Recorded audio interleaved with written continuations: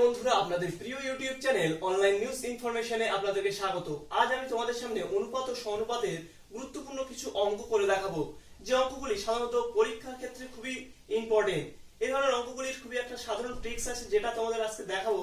দেখো, প্রথম অঙ্কটি কি বলছে দেখো, যদি a/b = 2:3 হয় এবং b/c = 4:5 হয়, তবে a/b/c কত হবে।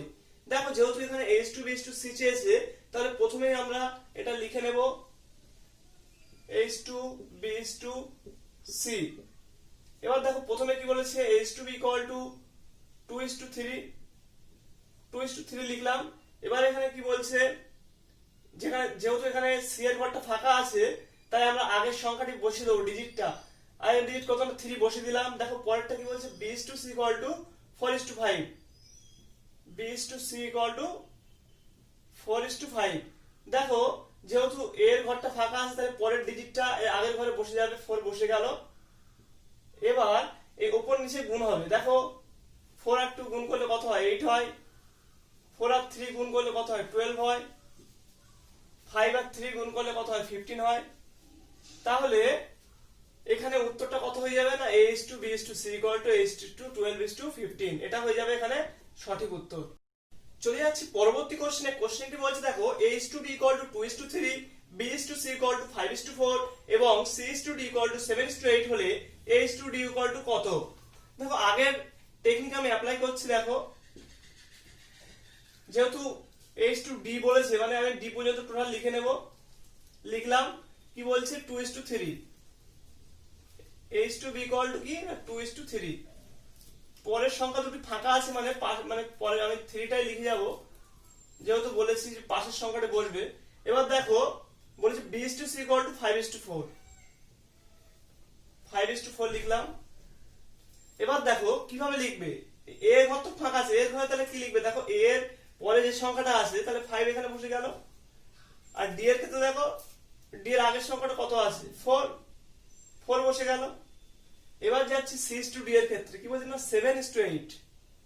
7:8 বসিয়ে দিলাম। দেখো, আগের সংখ্যা দুটো তাহলে কি বসে যাবে, যেহেতু 7 আছে, 7 বসে গেল। এবার আমরা গুণ করব। এখানে ইস্টু চিহ্নটা পড়েনি, ইস্টু চিহ্ন বসিয়ে দিলাম। তাহলে দেখো, আমরা এবার গুণ করব। গুণ করলে কি হচ্ছে, দেখো 5 × 2 গুণ করলে কত হয়, 10। 10 এর সঙ্গে 7 গুণ করলে 70। 3 × 5 15। 15 এর সঙ্গে 7 গুণ করলে কত হচ্ছে, 105। তারপর দেখো, 3 × 4 12। তাহলে কত হচ্ছে, 84 হয়ে যাচ্ছে। তারপরটা দেখো, 12 × 8 হচ্ছে কত, 96 বসিয়ে দিলাম। তাহলে a/b/c/d এর অনুপাত এখানে পেলাম। কিন্তু আমাদের এখানে চেয়েছে কি, a/d চেয়েছে। তাহলে a/d যদি চাই, তাহলে আমরা শুধু এই দুটোর অনুপাত করব। এটা হচ্ছে a আর এটা কি d। এই দুটোর অনুপাত করলে কত হয়, দেখো 70:96। 2 দিয়ে যদি আমরা কাটি, 35:48। আর কাটাকাটি যাবে, আর কাটাকাটি যাবে না, তাহলে এটা হয়ে যাবে সঠিক উত্তর।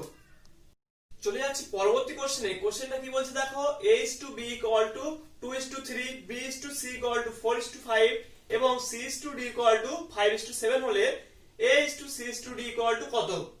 দেখো, তাহলে আমরা ঠিক একই রকম পদ্ধতি অ্যাপ্লাই করব। যেহেতু এখানে d পর্যন্ত বলে দিয়েছে, আমরা d পর্যন্তই যাব। তারপর দেখো, a/b কত বললো না, 2:3। পরের দুটো একই বসিয়ে দেব। তারপর কি বলছে, b/c = কত না, 4:5। 4:5। তাহলে আগের অঙ্কের মতো আগের সংখ্যাটা তাহলে 4 বসে যাবে, এখানে কত না, 5 বসে গেল। তারপর কি বলছে, c/d = 5:7। 5:7 বসলো, তাহলে আগে দুটোই 5 বসলো। এবার দেখো, আমি গুণ করছি। 5 × 2 10। 10 এর সঙ্গে 4 গুণ করলে 40। হচ্ছে কত 3 ইন্টু 5 15, 15 এর সঙ্গে 4 গুণ করলে কত হয় 60। তারপর দেখো 3 ইন্টু 5 15 সঙ্গে 5 গুণ করলে কত হচ্ছে 75। এখানে দেখো 15 এর সঙ্গে 7 গুণ করলে কত, মানে 7 গুণ করলে কত হচ্ছে 105। তাহলে দেখো এখানে আমাদের অ্যানসার কি চেয়েছে, এটা তো বাড়লো A:B:C:D এর অনুপাত, কিন্তু আমাদের চেয়েছে A:C:D। আমরা তাহলে কি চেয়েছে না A:C:D চেয়েছে। তাহলে আমরা লিখে নেব A, C এর কত এসেছিল না, C এর এসেছিল 75 আর D এর কত না 105।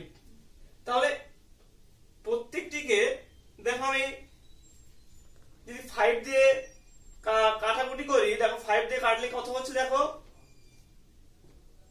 8 হচ্ছে, তারপর 15 হচ্ছে, তারপরে দেখো 21 হচ্ছে, তারপরে কিন্তু আর কাটাকুটি যাচ্ছে না। তাহলে এখানে A:C:D এর উত্তর হয়ে যাবে 8:15:21 হয়ে যাবে সঠিক উত্তর।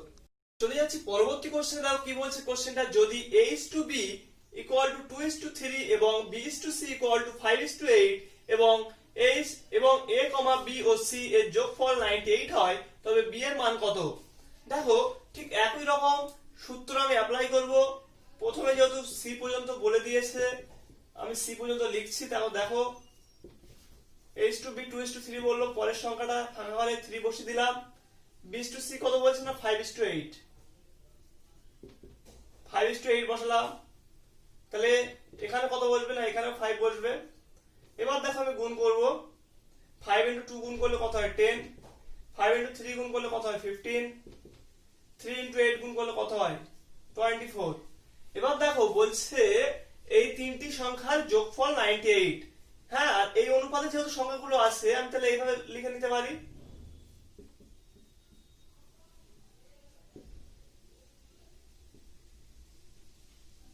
ইকুয়াল টু নিচে 98 লিখছি।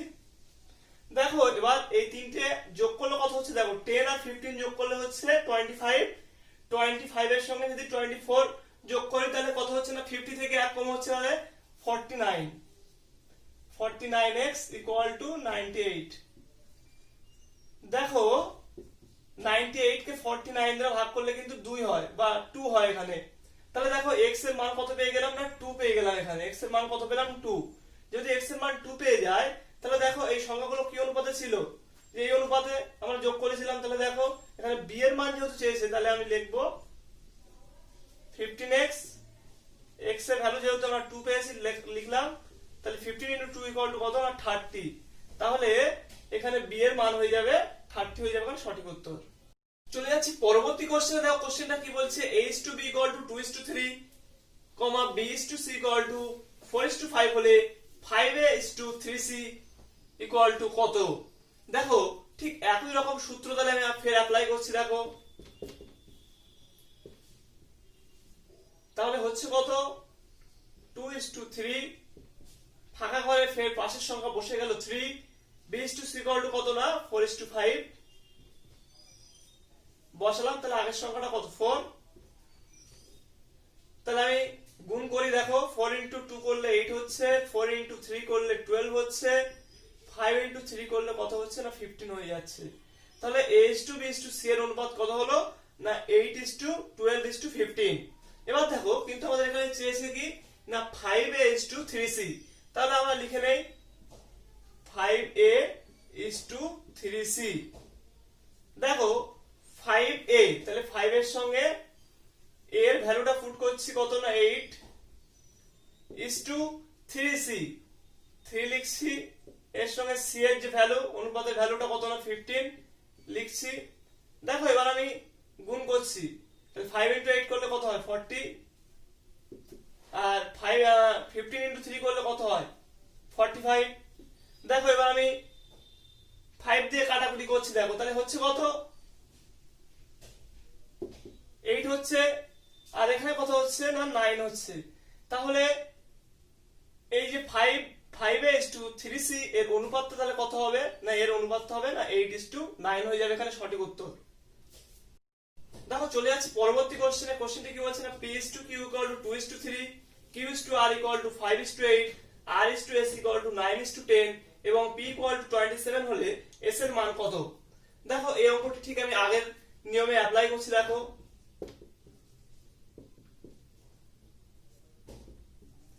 দেখো এখানে আমি বসে দিচ্ছি, যেহেতু এখানে s পর্যন্ত বলেছে আমি s পর্যন্ত লিখলাম, ফাঁকা ঘরগুলো আগের সংখ্যা বসে গেল। তারপর কি বলছে, q is to r 5 is to 8, আগের সংখ্যাটা কত, এরা তাহলে কত বসবে, 8 বসবে। তাহলে দেখো r is to s equal to কত বলছে না, 9 is to 10 বসালাম, তাহলে এর আগে দুটোই 9 বসে যাবে। এবার দেখো আমি গুণ করছি, দেখো কত হচ্ছে, দেখো 5 into 2 করলে না 10 হয়, 10 এর সঙ্গে 9 করলে 90 হচ্ছে এখানে। এখানে দেখো 15 into 9 করলে হচ্ছে 135 is to দেখো 24 into 9 করলে কত হচ্ছে, হাতে থাকলো 3, 216। তারপর দেখো পরেরটা কি হচ্ছে, দেখো 3 into 8 করলে 24 হয়, 24 এর সঙ্গে 10 গুণ করলে কত হচ্ছে না 240। এবার আমাদের কি চেয়েছে, দেখো এখানে বলেছে p equal to 27।